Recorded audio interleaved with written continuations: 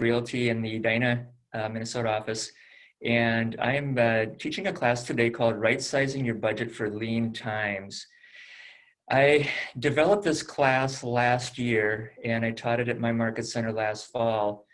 And it just now in the current times, I'm just getting more and more people talking about budgeting, and we've had a lot of conversations about business budgeting and how to cut business expenses.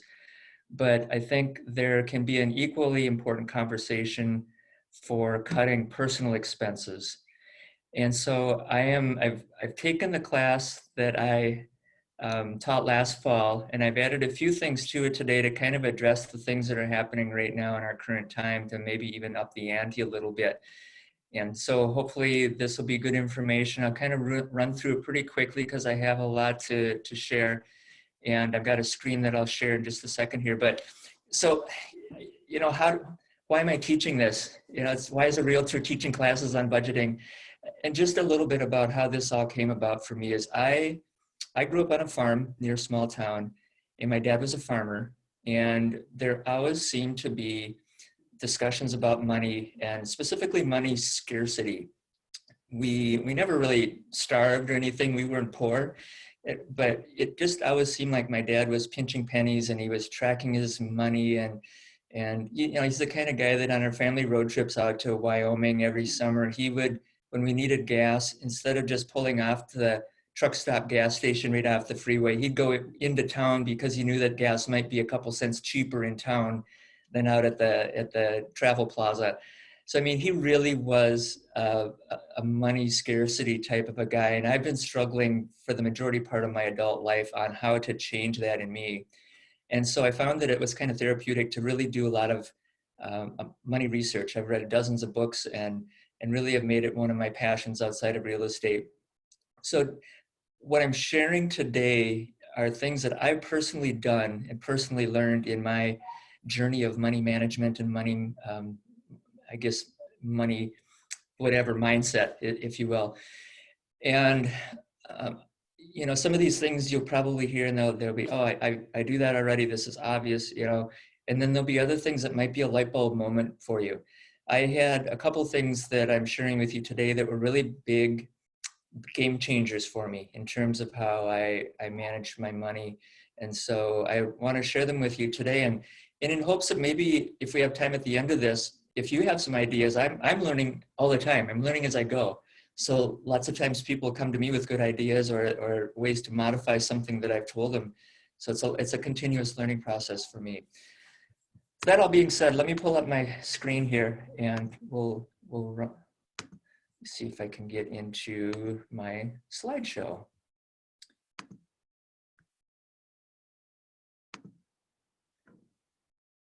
Is that good? Everybody see it? Okay, so let's hop in.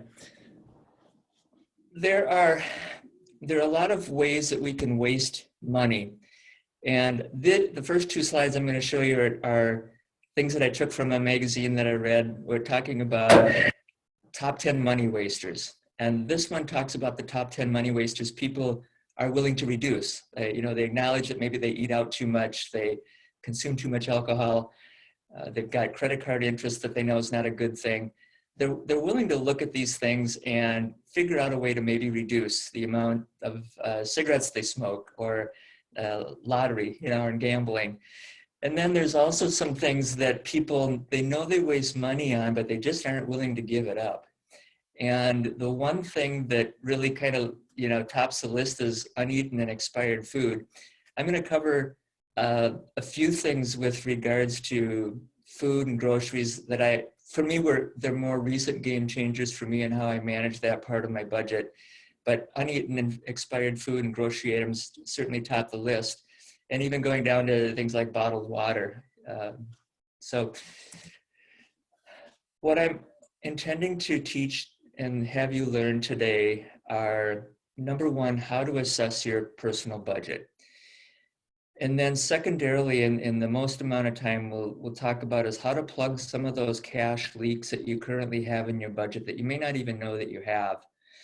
Then determining your cash cushion, how much money do you need to, you know, to survive for a period of time?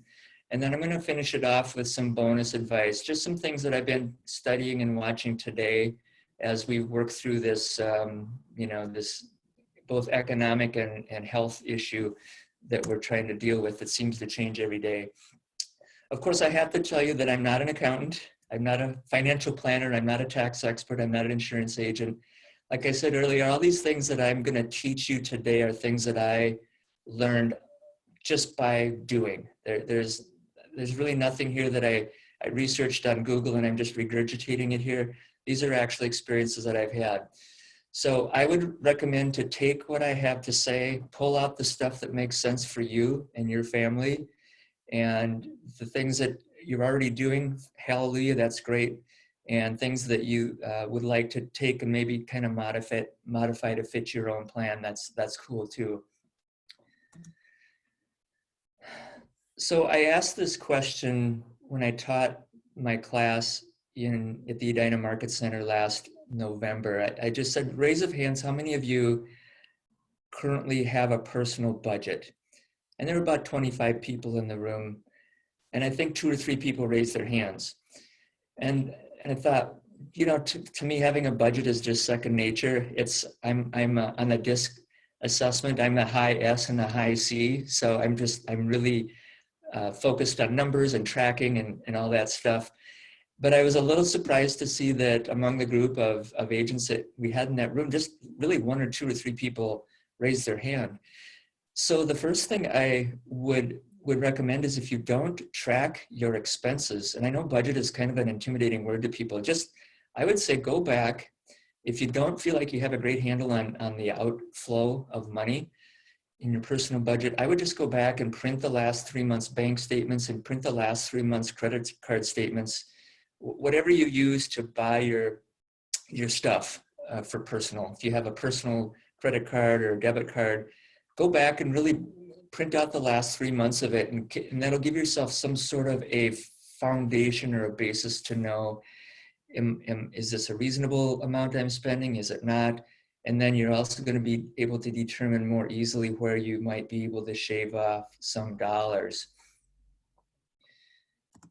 By the way, my dad tracked his budget on a little 8.5 by 11 piece of paper that he drew lines on, and he paired, kind of gridded everything off. So he had all of his categories, and everything was literally hand done. And I think he'd probably put, if he spent $5 somewhere, he'd write that $5 in his budget.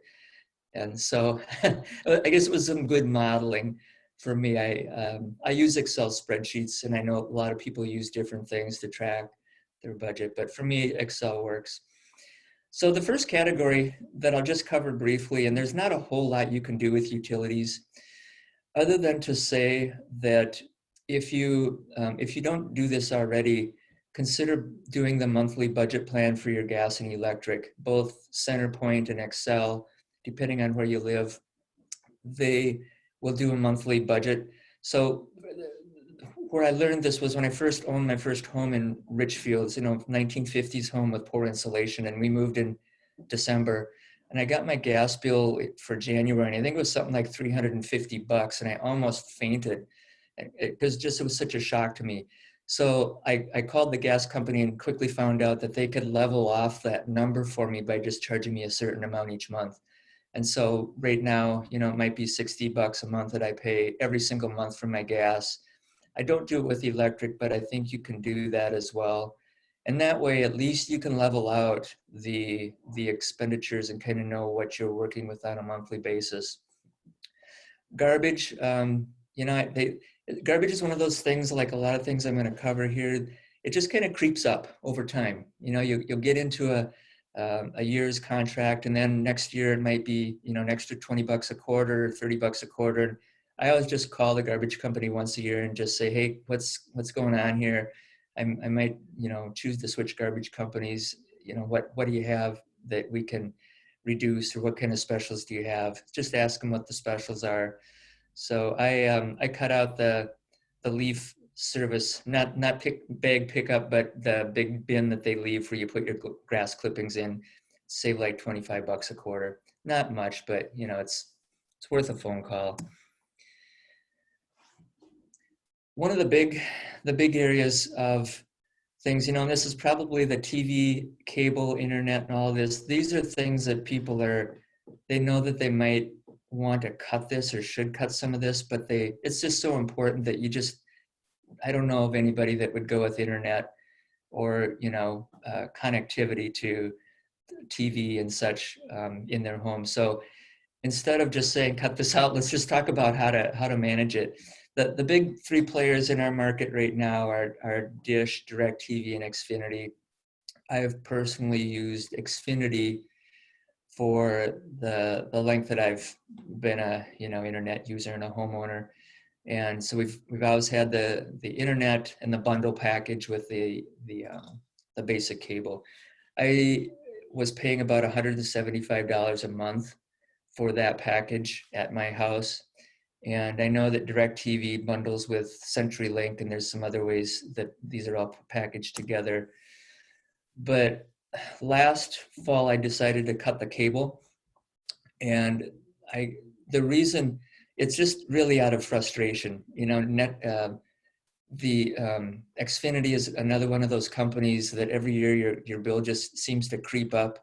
Another $20 and another $30, another $40. And what really got me one time is I was paying like $130 for their basic package.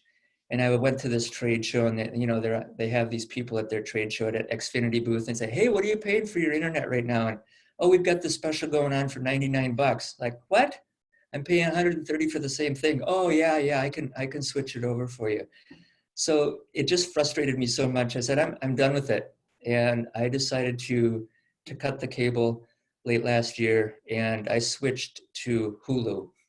And I'll talk a little bit about these, but it's interesting that when I called Xfinity to say I just want to go cable only, I just want internet only, not cable. And he was very friendly and had me on the phone for about 20 minutes, and he was really good. He almost kept me on, but at the end I said, I'm done with you guys, just done. Give me the preferred customer discount out of the gate, and I'm just not interested. So what I did is I reduced my internet only down to $75 a month. And so with Xfinity, I'm just $75 a month for internet. And there's different tiers of speeds that you can get. I got kind of a middle of the road one. But if you've got a bunch of gamers in your household, you might need to spend $80 or $85 to get a higher, streaming speed. So my Xfinity bill is now about $75 a month. And then I coupled that with Hulu. And I did a fair amount of research on these. Hulu, Sling. I have Netflix as well. I've had Netflix all the time that I've had Xfinity or Comcast, and that's just $8 a month. But I might be wanting to get rid of that. Except the Tiger King is on Netflix, and I know I may have to finish watching that before I cut Netflix. So, but Hulu, this this chart is, I took this from a magazine in January. So although these things change all the time and the monthly fees change all the time, this is some really current information. So Hulu, you can see it's $54.99 a month. And, Disney's out there as well, Prime Video, if you're an Amazon Prime member. That's more like Netflix.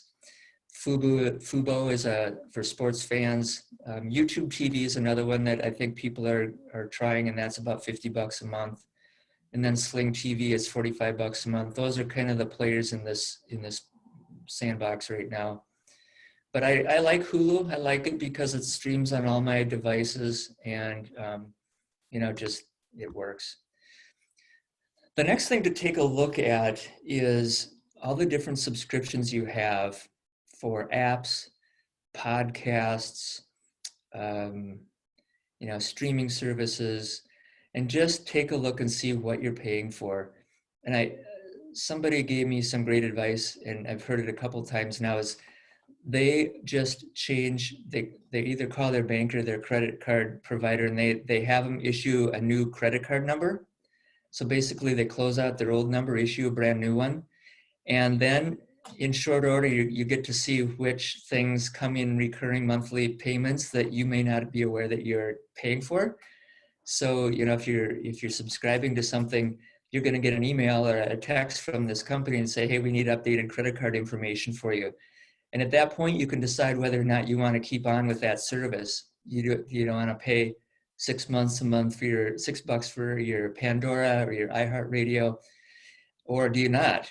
Can you get by with it? And we're literally talking about if you can save $6 a month, it's worth looking at. And then before I move to cell phones, just one other comment. Also be aware of these things that you get that are on a trial period basis. My family wanted to watch the Star Wars series. We thought that would be fun to do. Of course, it's on Disney, and we don't have Disney. So we signed up for a 7-day trial period. And I told myself to put, or maybe it was 30 days, but whatever, make a reminder for yourself at the end of that 29th day, either to decide if you want to keep it or you want to cancel it, because they're going to charge you. And if you go through some trial periods and you don't realize that you're paying for it, you'll continue to pay. So that's my spiel on subscriptions. And there are some that I'm keeping. They are valuable enough to me that I'm willing to pay $6 a month for them. And you just have to decide which ones are best for you. Regarding cell phones, I'm a Verizon guy. And I have not taken a lot of time to assess the different plans from the different providers. They always seem to change, and they're always kind of working the smoke and mirrors into how cell phones are billed and charged. But I looked at my bill a month ago, and I just noted that all of our phones we pay off monthly over a 2-year period, and whether it's 25, 35, 45 bucks a month. It's that, and then in combination with your data plan, which is usually 35 bucks, and then all the taxes on top of it. So, and in my family, I think we have 5 phones. So I went on and I just looked and see where are we in the process of, is somebody's phone going to be fully paid off soon? And if so, I know the bill's going to drop a little bit. And then the other thing I always think of is just, if you can get by with not changing out your phone for the newest one, it's better. I mean, in reality, when you go to the phone store with your Android or your iPhone, whatever you've got is working at that moment in time, unless you've broken it. I mean, most of us just change them because we want to. But up till that moment, you give that old phone to the person at Verizon, and you get the new one in your hand with all your data. That one that you just gave is perfectly fine. So why would you change it if you don't need to? And then with that too, I don't know if there's discounts. I know that I haven't looked at this closely, but I heard a rumor that maybe Keller Williams there's some discount for cell phones with some companies. So somebody can maybe enlighten me there. But keep your old phone if it's not broken. Oh yeah, I put this in the wrong order. Yeah, so the free trial periods. So the whole thing with groceries was kind of a game changer for me. Now, kind of the division of responsibility in my house is I don't get too involved in the ins and outs of managing the house. My wife kind of does the groceries and all of that, and the cooking and managing the home. And so I just was kind of looking at what we spent on food, and my wife was saying, hey, it's tough to stay within this budget. And so I just started researching it. What can we do differently? And I will have to admit there was a little bit of tension at some times in this process, but what I found was rather interesting, and we have adopted a different outlook and a kind of a different strategy on this. You look at your refrigerator and all the stuff that's in there. And if you look at those items like dollar bills or $5 bills or $10 bills, and you're going in your refrigerator at the end of the week and you're throwing away a bunch of stuff that's outdated or spoiled, it's like literally throwing dollar bills in the garbage can. And why would you do that? So, statistically, we throw away 1 pound of food per day. And of course, the things that spoil the fastest, the produce, the dairy, and the meat, those are the top 3 categories. And as if you're a whole food shopper and you're buying a lot of fresh stuff and you're you're doing everything as fresh as you can, not out of a box or a can, that's where you're really spending a lot of money in waste. Because the healthier you eat, the more you end up having to throw away if you're not planning.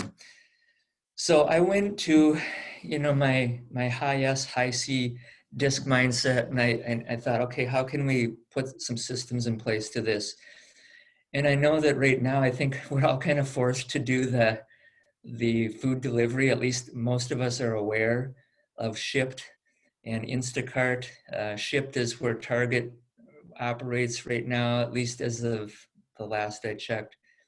And then Instacart handles a lot of the local grocery stores, including Cub, Aldi, Walmart, um, Fresh Time. There's probably a half a dozen or more stores that Instacart is kind of that delivery portal between store and consumer. So I have been using Instacart for a few months now, but and again, so if you haven't tracked your grocery spend, and we were kind of looking at about $1,100 to $1,200 a month for a four of us. We have a college student living with us, and then my daughter and my wife and I. And so I tracked this over the years, literally, $1,000, $1,100 a month. And what I decided I'd like to do is two things. One is to plan the meals out for the week. And I found this cool app called All Recipes. And I'm not a cook. I'm still not a cook. To me, it's like just following directions. There's no creativity to it. There's no art to it for me, but I can still put together some pretty decent stuff. And what I did is I pulled out some recipes from this app, and I just said, okay, this is what I want to do each day of the week. Looked at the ingredient list, made a list, and then I went on Instacart and I literally just bought what was on the list. And two things about doing that. Number one is by not going to the grocery store with a plan. If you don't have a plan, you go to the grocery store, you're going to throw a bunch of crap in your cart that you don't need. And that's where you get to spending twice as much as you need to. The other thing is by having meals planned out, you already know what you're going to need and you're going to reduce that waste. And right now, I think Instacart now is charging, so depending on the store, like Aldi is not set up to pick up in store, but Cub is. You can drive up and text the number, and I think they'll still bring the stuff to your car out in the parking lot. But I think some of these are shifting over now to hiring outside sources to do the delivery. And if they do, like with Aldi, it's about $10 to get your groceries delivered to you. But to me, it's worth it because, like with Cub, if you're shopping on Cub, you have access to all the specials that are in that little circular that you can look at when you go into the front door of the store.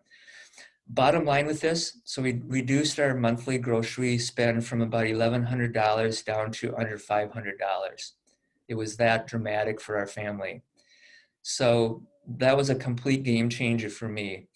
Now, I'm not saying that we, filet mignon and lobster every night, but, we do decent meals. I mean, it's not pancakes and it's not spaghetti every night. It's legit. And so we kind of really made a big cut there with just a little bit of effort and focus. Next, fees. Most of us have different accounts for different things, and credit cards and bank and business accounts and personal accounts and, savings accounts. I just decided, because I've got a lot of accounts that I shift money between, that for my personal account, I just put on an overdraft protection so that if I don't do an auto pay comes out and it's a day earlier than I thought and I just didn't transfer money in time, I have an overdraft protection that protects me against, making a dumb mistake and incurring a $37 overdraft fee for no reason other than my own stupidity. But the credit cards too, I use a credit card for my business, and the only reason I do that is to get points, because I've been able to pay for some trips for my family with points.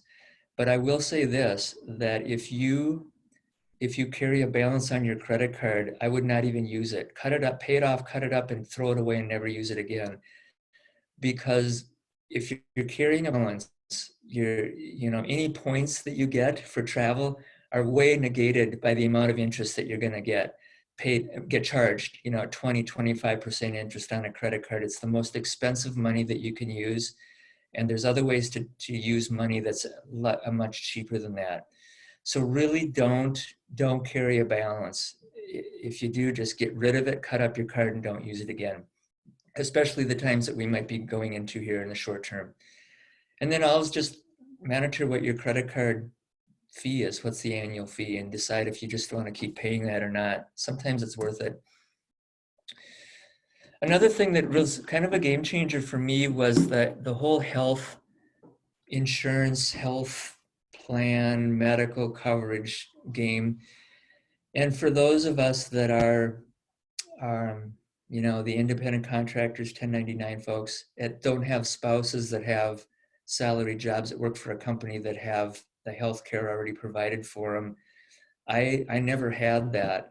So I was forced to jump into this private insure pool and try to figure out how to do this the best way possible.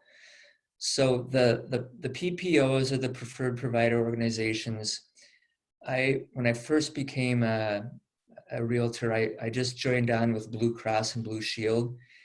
And I opted to, after a couple of years of paying high premiums, I opted to look into the health savings account. And there's a few benefits to that I'll cover in just a minute. But the Blue Cross thing, I've been told that it might be a little bit tougher to find a health savings account option with some of these, since the Affordable Care Act has passed and the rules have changed quite a bit. But then there's also a flexible spending account, which is kind of like an HSA. And then there's the medical sharing, which I'll cover in a little bit too. The medical sharing was kind of the big game changer for me in terms of my personal expenses. But for several years, I had a health savings account. And how those work, for those of you who don't have them, I'll just give you the brief bullet point. You have a regular plan, you have a deductible, and then you have a total family out-of-pocket deductible for any given year. You can go to pretty much anybody in the network. So with Blue Cross, it's a very wide network. There's not a lot of restrictions or limitations to who you go see.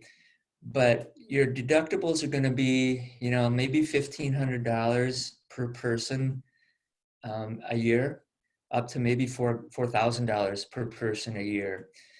And a total of out-of-pocket family deductible could be 14, 15, 16,000 a year. So there was one year I had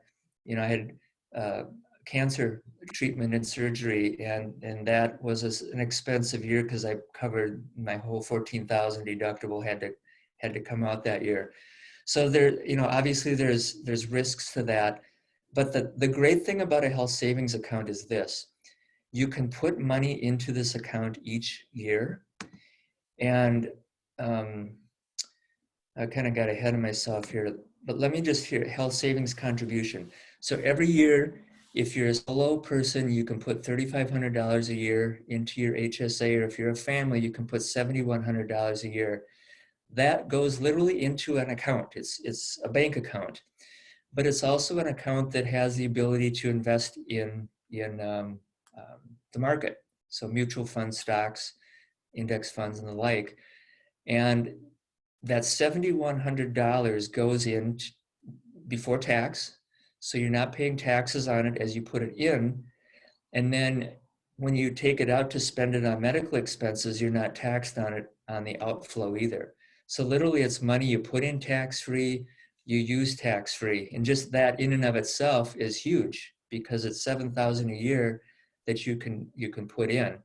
Now, I chose to use that as just another investment vehicle. I have not withdrawn anything out of that account, and I have several tens of thousands of dollars in there. Now, ultimately, you have to spend that on medical expenses, but that could include, like the nursing home. When I got, old in a wheelchair, I could spend it on that. So And I had it invested in the market. Of course, that took a tank a little bit, but it's still, I look at it as something I'm not going to touch. And it's just another thing to maintain. And if I have an emergency and I need money, I can tap into it. So like I mentioned, the health deductible, 1,400 a year minimum. They can be higher than that. And then if you're 55 or older, you can throw in another $1,000 a year on top of yourself or your family deduction or your contribution there. So check into that as an option. But the other thing that I am now currently part of is something called medical sharing. And medical sharing is, not to get religious here or anything, but basically these are set up for Christian people who have Christian beliefs.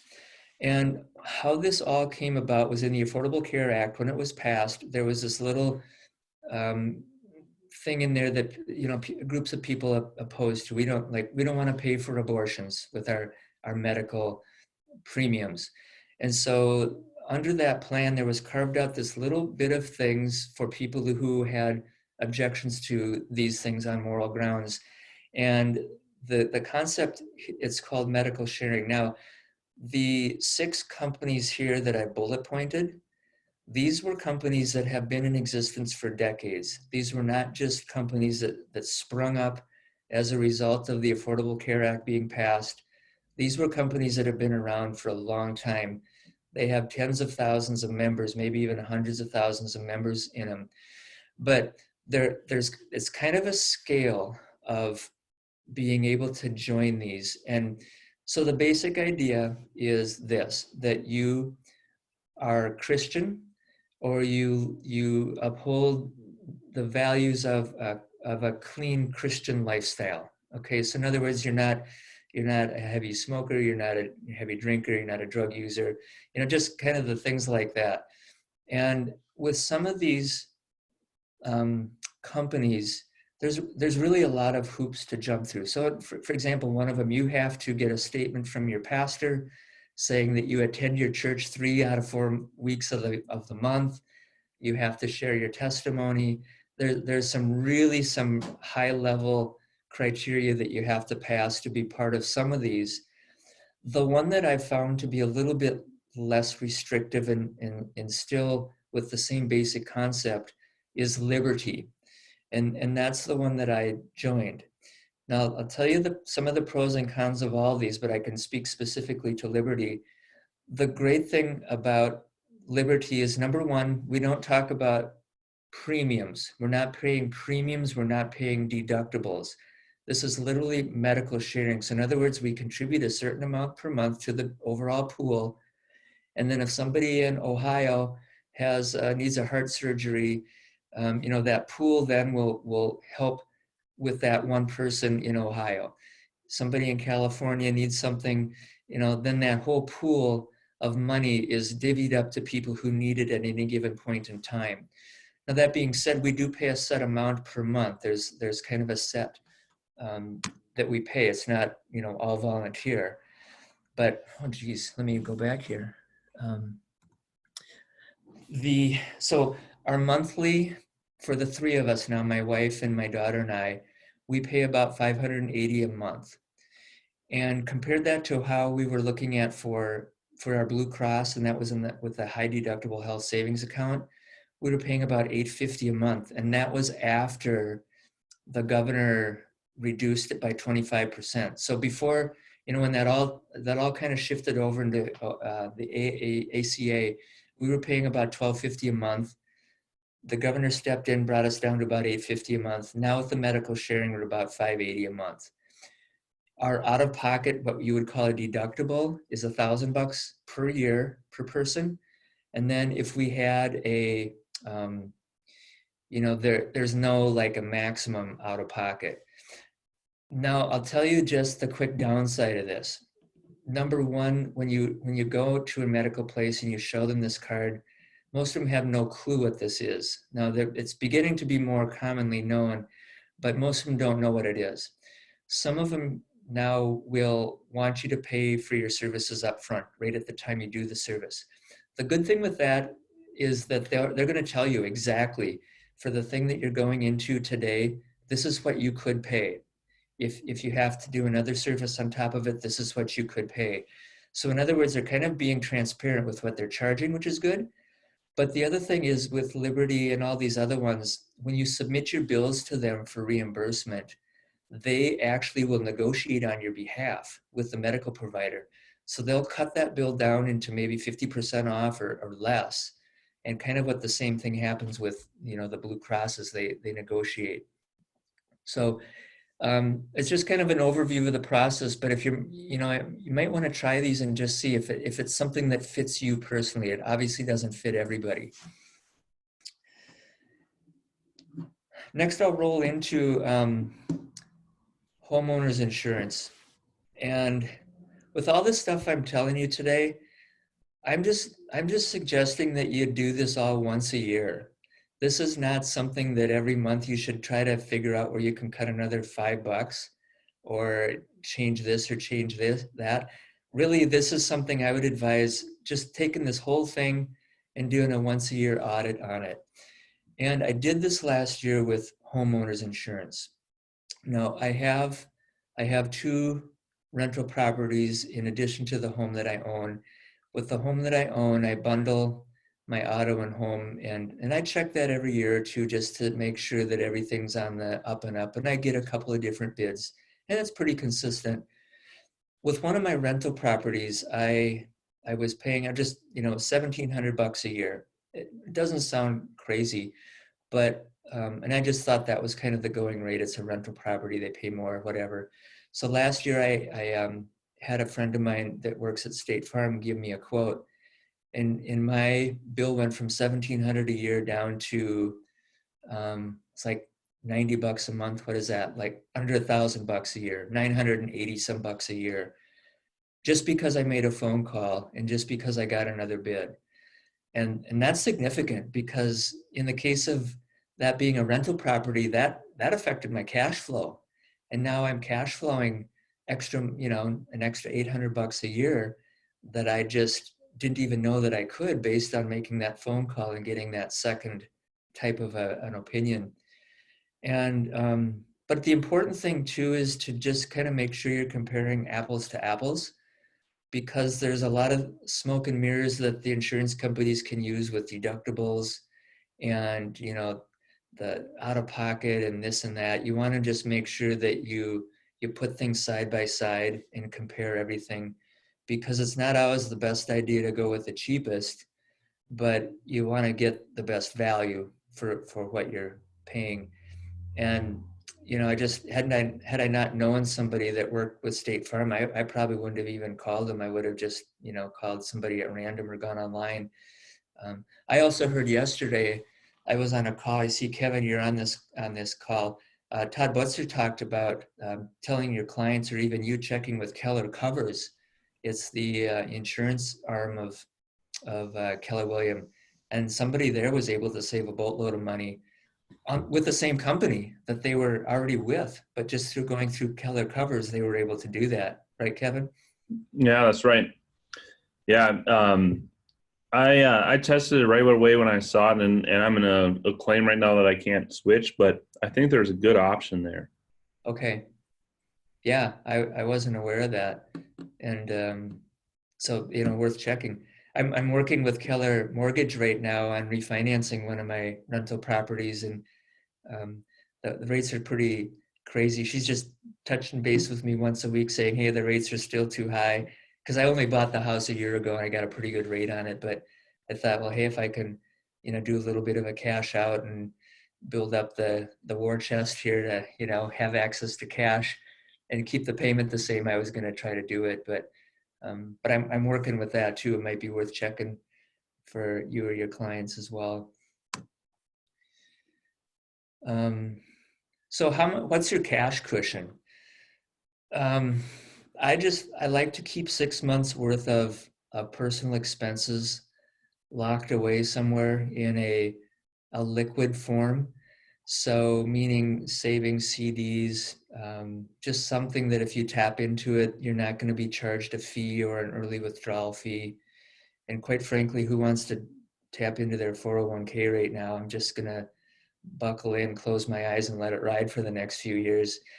But really, going into the next period of time, we could see that, that you want to have 6 months of cash cushion in both your business and your personal.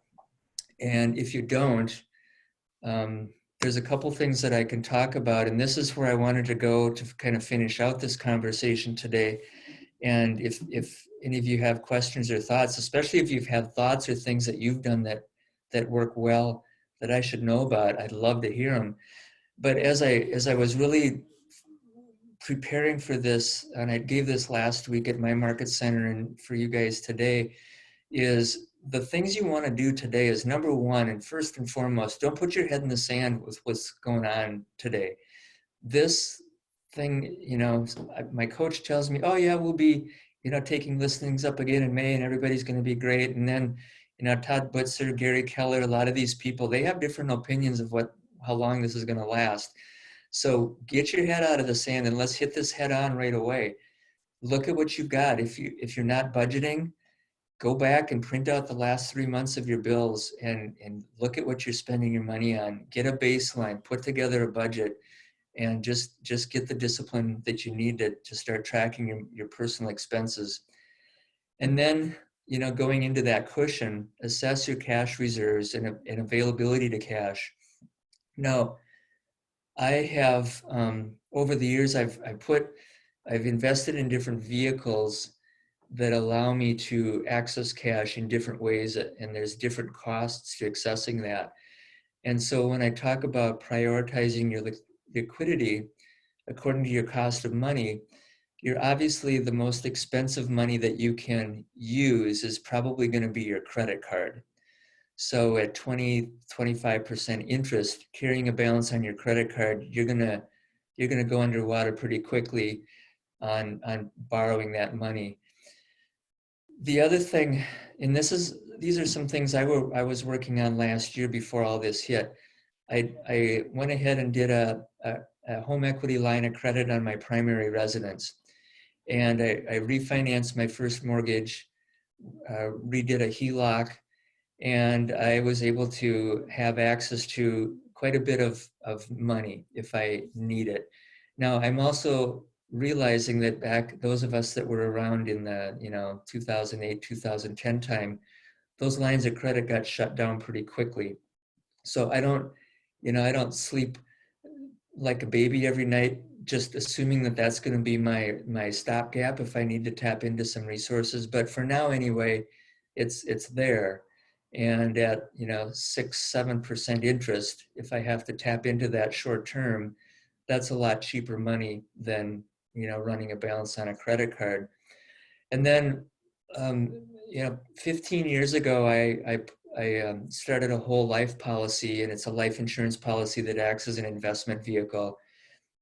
If you don't have one now, it's probably you don't want to start one. And there's a lot of pros and cons to this. I've studied a lot of the different financial advisors. Some say don't ever do one of these whole life policies. Others say, hey, just stop and take a look at what this can give you. And so I've been contributing $250 a month to one of these for 15 years. And it gives me a life insurance, and it also has allowed me to build up cash. And with these whole life policies, again, I've got tens of thousands of dollars in there that are accessible to me. And basically I can pull that out at any time that I want, any amount that I want. And I'm basically borrowing money against myself. So that money is mine. It's been in there for the time that I've contributed to it. And I think it's something like 2.9% is kind of technically the interest you pay. You pay yourself the interest when you carry that. But that's another thing too, that if, it's just something to research if it might be right for you. Maybe not in the short term, but it's something that could be something that would be workable in the long term. So just look at where can I get money. Maybe you borrow it from your parents or a rich family member at a low interest. I mean, if you need it, you need it, but just look at what your options are and just let's, face reality. The other thing I'm thinking about doing for myself is just going through and decoupling all of my auto pays. because in times where things are, you have to choose, maybe you have to choose, I got to pay this or pay that this month, and I have to negotiate this and negotiate that. You don't necessarily want to have all your auto pays set up so that your car payment hits on the wrong day. Just give yourself the most flexibility as possible to have control over your money. You can still pay electronically, obviously, but take control of that. And, obviously our hope and desire is to continue to pay all this stuff when it's due, every time it's due, pay the full amount. But, we may have some short-term pain here. So take control of your money and just, set yourself reminders to pay the bills on time. Talked about the HELOC already. And then just prioritize your expenses, whether it be, we had that same conversation on the Todd Butzer's calls the last couple of times, is cut, prioritize, and kind of categorize them. I heard somebody say, maybe it was Todd yesterday, said, start with the very least expense, very smallest expense, the $5 a month, the $10 a month. Look at those, because those can be the easiest ones to just automatically nix, just get rid of them, and then go work your way up the chain. I know people have been talking to their banks, their mortgage providers about, can I defer some payments? Can I add a mortgage payment to the end of my loan? Right now, I haven't heard that that's been a successful plea, but it could be. Same with car payments, if you have them. Could you tie a couple car payments onto the end of your term? I mean, in dire emergency, of course. But, it's never too soon to start thinking about this. If you haven't already, you should probably, once you hang up with this call, you should start doing it immediately and just, start looking at things line by line. So questions, the final thought I'll just throw you is don't buy crap. This is not the time to go garage sailing. Not that we can because of social distancing, but every year in May, Richfield has a garage sale where about anywhere from 80 to 100 homeowners join this annual event. And we go from place to place buying people's crap and selling our own crap for 10 cents on the dollar. And, we've done it ourselves. And my wife will say, oh, we made $300 today on a garage sale. Well, yeah, it cost us $3,000 to buy all that stuff in the first place. So, great. But so just be careful with your expenditures. And I know most of us aren't in the mood to buy garage sale stuff these days, but kind of my end comment on things. So thanks for attending. If people want to open up the mics and share ideas, I'd love to hear them. Looks like we got a few minutes maybe. Hey, Steve, I'm curious what say you have some cheap money in like a HELOC or anything, but maybe you don't have the 6 months reserve cash. Mm-hmm. Just knowing some of that might eat up some. Is there any smart money to get cash now that you would advise, or would you just don't take out any more, any loan at all? What are your kind of thoughts on that? Is this I'm just listening to the people in different spots talking liquidity. Yeah. Well, so I embarked on this 5-stage strategy starting late last year before I knew any of this was going to happen. So I refinanced my primary and got a HELOC on that and closed that out in January. And then as soon as I got that closed out, I immediately started on a refinance of my first rental property because I was at a higher interest rate. So I did that through New American Funding. I did both my first mortgages through New American Funding, closed out on the HELOC on my first rental property, and then immediately engaged on doing a HELOC with that one. And I'll tell you, it's a little tougher to do a HELOC on rental properties. And I had gotten a lead for a bank locally that I think they're out of Chaska or Jordan or something, a small community bank, that I'm in the process of doing that with. But a few weeks ago, they just disappeared. I gotten all my documents to them. They'd approved me for like 25,000, and I was hoping to get maybe 60 or 70, because that still would have given me, 75, 80% loan to value on that property. So it was a pretty good bet for them, but they've been radio silent. So I think the HELOCs they're going to be a little bit tougher to get right now. And in the same, with refinancing a property, it's with Keller Mortgage, they're just saying, don't even bother right now. The rates are all over. So I don't know. I guess the short answer is if you haven't gotten your HELOCs already arranged, it might be too late, at least for the time being, but maybe you could still try on your primary. Gotcha. But immediate cash,